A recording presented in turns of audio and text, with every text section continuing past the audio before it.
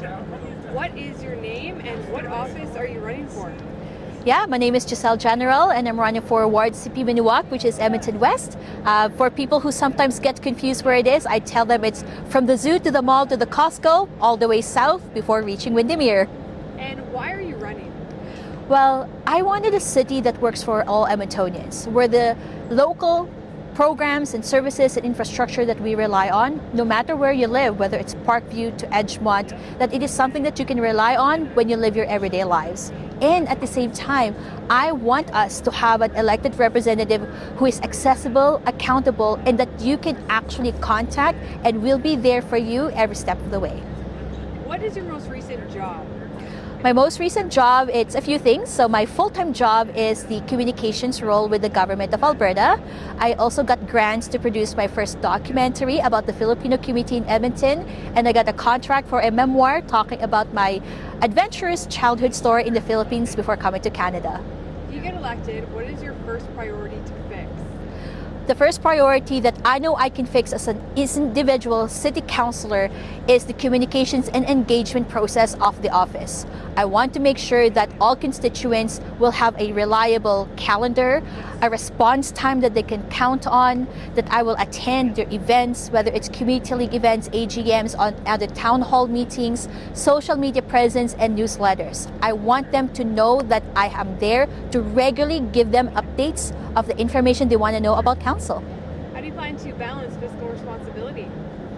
Where there is an upcoming process that the new city council is working on right now that I'm very much looking forward to, which is the zero-based budget.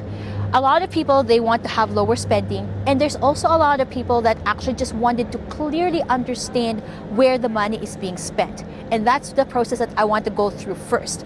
Once we have more clarity in the line-by-line budget assessment through this zero-based budgeting process, then we can make the decisions about spending.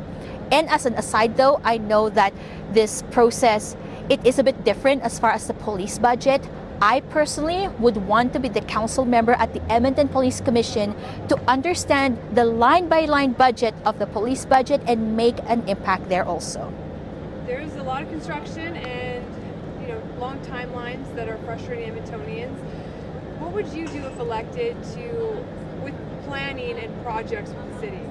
I completely empathize where people are coming from. I live by 87th Avenue where the actual LRT stations are being built. So I want to reassure people that I completely understand how they're feeling because I live by it by my front door basically. So what I would want to do is a few things. So first, I know as a council member, I can be that bridge of communication so that people who are living in these areas are less likely to be blindsided. A lot of it is just people actually being surprised that something is happening or about to happen. Next, I actually have a good relationship already with some of the big construction companies that are, especially with the LRT, because as a regular resident, I was communicative with them. So I know I will leverage those connections and working relationships.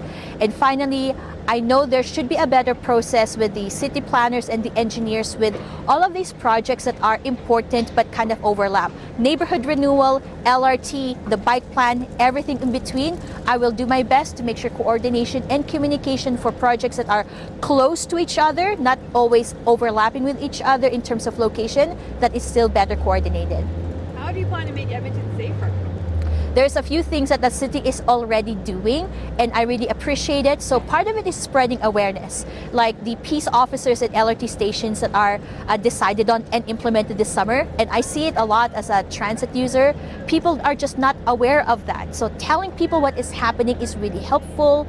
Again, looking into the granular details of the police budget, I really wanted to know how much of it is on community-based policing or in preventative measures. I really want to know and let the residents know, and also working with existing partnerships that are already tackling safety and homelessness and all these other concerns long-term, like the partnership with Bent Arrow Society, Niganen Indigenous Housing Ventures, and everything in between.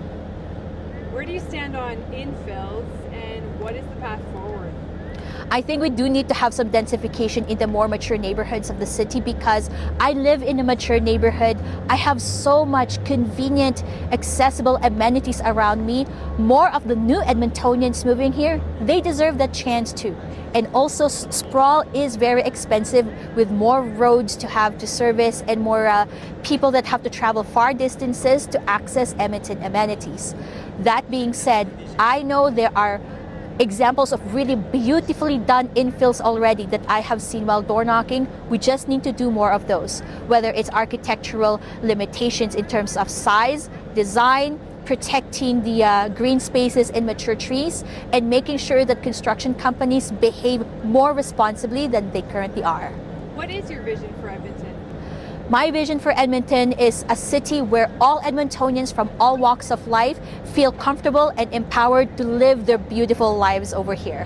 Whether they just arrived here like me when I was a teenager trying to go to school and figuring out my career, or someone who is in their 50s brought over by their family to spend the rest of their lives here, someone who moved from BC or Ontario because it's more affordable here, or someone whose family has lived here for generations and are trying to embrace everything that Edmonton has to offer. We have such a diverse set of demographics here, and it's growing so fast. So no matter people's circumstances in life, I want city services to help them build the life that they want. If elected, what is one thing that you want to be remembered for that you accomplished at the end of your term?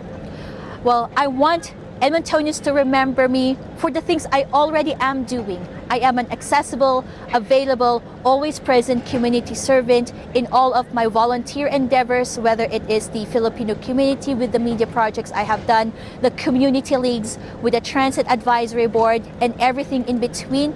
Consistency matters to me because that is an important part of what I think makes a person with integrity, and I hope that they will remember me of everything I've done before council duties, during my council term, and afterwards.